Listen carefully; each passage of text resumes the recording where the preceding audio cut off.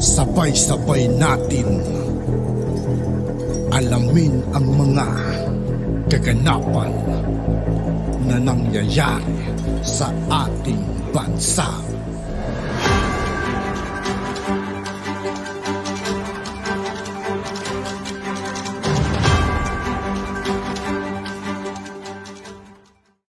Yo, what's up mga kaibigan?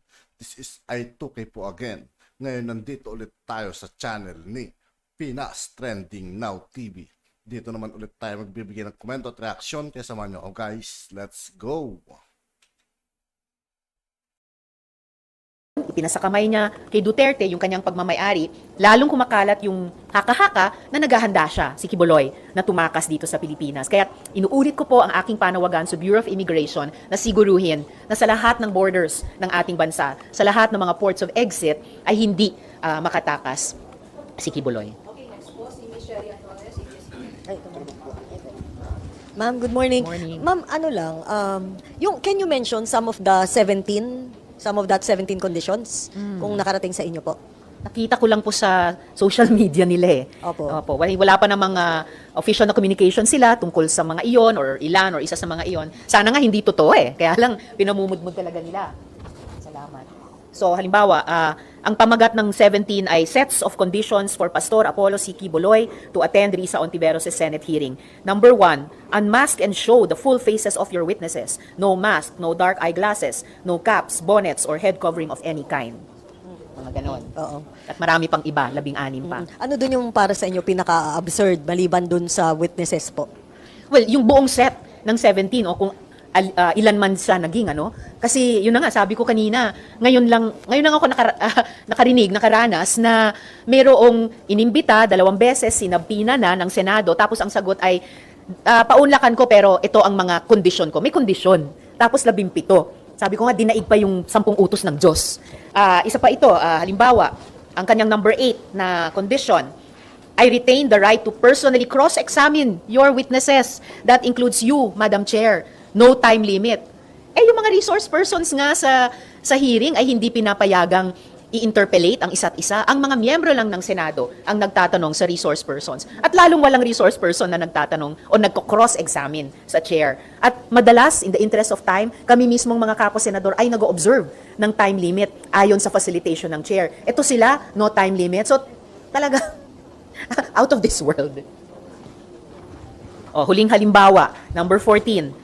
All expenses incurred from this trip, yung kanya raw pagpunta rito na ang dami-daming kasama, malaki yung kanyang entourage. All expenses incurred from this trip, including private jet flight, back and forth, with parking in NAIA, food according to my dietary requirements, and fees for accommodation in a 5-star hotel for me and my party must be shouldered by your office. So wow, kukulangin pa talaga yung ipinalimos niya sa mga taon niya para sa jet fuel. Ito ngayon ay mayroong all expenses for that private jet flight, merong pang food requirements at hindi lang 4-star, 3-star, 2-star, 1-star hotel, 5-star hotel. Magastos po ang resource person natin. So ma'am, kung halimbawa gano'n, magje-jet pala siya, kayo ba naniniwala or you have this feeling na nandito pa rin talaga si Quiboloy? Posibleng nandito pa rin siya sa mga inaasta niyang ganyan. So lalong walang dahilan na hindi siya magpresenta ng sarili niya dito sa Senado. Ano ma'am yung, 4 pa lang yung nagsasign, no? And kumbaga sa medyo mas meron kayong talagang fighting chance na eventually makahingi ng arrest order kay SP. Ma'am, kung halimbawang tomorrow, hindi talaga mabit yung required 8 signatures, paano po yung magiging takbo, yung susunod from your end, ma'am? Bukas ay ika-7 araw na mayroon ang aking kasama dito sa Senado mula nung una nilang minanifest ang kanilang objection na makabuo ng majority ng komite o 8 para mag-object ng sama-sama. Kung bukas ay hindi umusad mula sa 4 ngayon, papunta dun sa 8 kailangan, ibig sabihin, magsa-stand yung pag-cite ko in contempt kay Quiboloy. At ifo-follow up ko kay SP na ipa-aresto na siya para dalhin dito para sa wakas, humarap na sa Senado, sumagot na sa mga tanong tungkol sa kanya. Yung legal lang ma'am issue. Kasi yung direction din ng House, ito rin, parang most likely, papa-aresto nila si Quiboloy. Paano po yun? Parang coordination in the event na kailanganin? Walang coordination at wala ring coordination ang kailangan or maaring dapat dahil ang House ay may sarili nilang proseso, in fact sa ibang subject ng kanilang investigasyon at dito rin. Ang aming investigasyon naman dito ay nakatutok dun sa mga reklamo ng mga babae at menor de edad na victim survivor. So, magpapatuloy din lamang kami anuman ang mangyari at di mangyari sa House. Ma'am, for legal, anong tawag dito, picture. Kung sakaling mauna yung House at in the event na kunyari, maaresto nga nila si Kibuloy, ang committee po ninyo ay magre-request from time to time para siya naman ay palipatin o pag-testifyin sa Senate. Ganun ba yun, ma'am? Posible po yun. In the interest of makasagot din siya sa mga tanong ng Senate Committee on Women, tulad ng maaring sasagot siya sa mga tanong ng House Committee on Franchises yata, posibleng hilingin namin sa House na padaluhin din siya dito para sumagot sa amin din. Ma'am, huling tanong galing sa akin.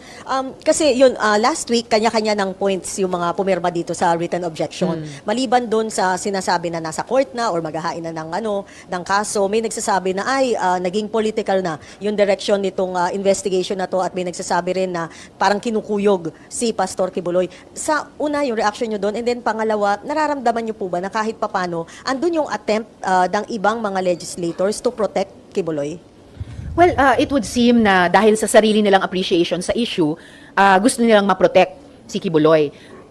Pero I would only reassure kung may magtanong na ang komite mismo ay sumusunod sa mga rules ng Senado, sa mga investigasyon in aid of legislation. So, tulad ng pagprotekta din namin sa karapatan ng mga victim survivors magsalita ng walang harassment sa kanila, ganoon din. At walang pagkuyog mula sa simula. Simpleng 2 investigasyon ang ipinadala namin kay Kibuloy. Siya ang nang-dedma doon. Nag-issue kami ng subpoena, ang Senado, signed by the SP, nung hindi niya pinansin yung imbitasyong iyon. At ngayon, dahil may pagka-cite ko sa kanya in contempt, may miyembro ng komite ko na nag-object, binigyang daan ko, 1 buong linggo, ayon sa rules namin, para makabuo sila ng majority na miyembro ng komite. So, walang pagkuyog ng nangyayari. Yung unang bahagi ng tanong nyo, before the... Political.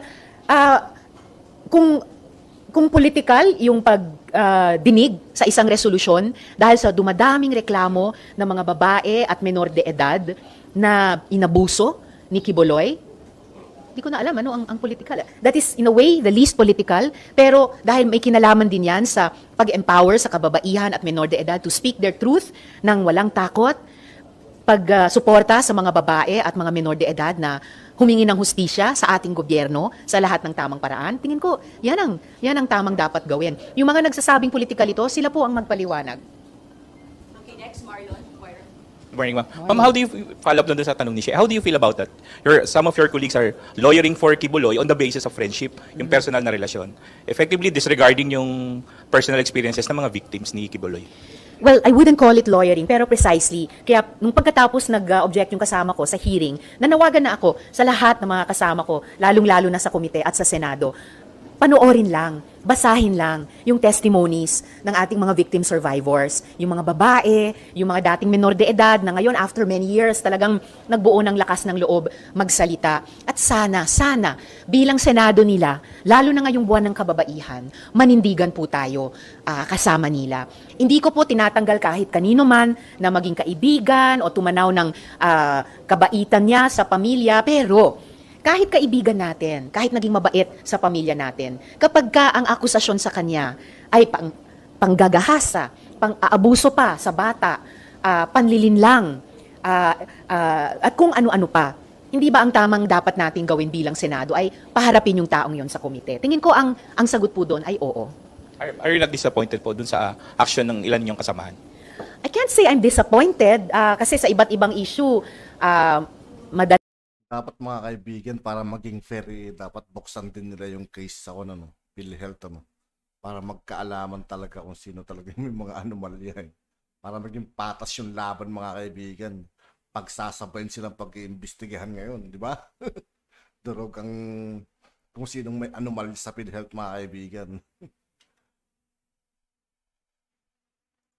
Dalas, magkakaiba rin naman kami sa mga opinyon, at least sa simula, pero patuloy akong nananawagan na sana bago matapos itong pagdinig, manaig pa rin. Manaig yung ating paninindigan kasama ng mga kabaro at mga menor de edad. Manaig yung ating paniniwala na walang taong mas mataas sa batas. Ang dami ng mga opisyal ng gobyerno, pati ng simbahan, ay humarap sa mga investigasyon ng Senado. Bakit maiiba si Kibuloy? At lalong-lalo na sa panahong ito na nagkakaisa ang buong Senado, bar none, na itaguyod ang sistema ng checks and balances laban sa Peking People's Initiative at tangkang lusawin at buwagin ang Senado, magkaisa din po tayo, bar none, na yung mga rules ng Senado ay dapat mapatupad na ang kapangyarihan ng Senado para singilin ang accountability ng mga nang-abuso ng kanilang kapangyarihan ay kailanman huwag na babawasan.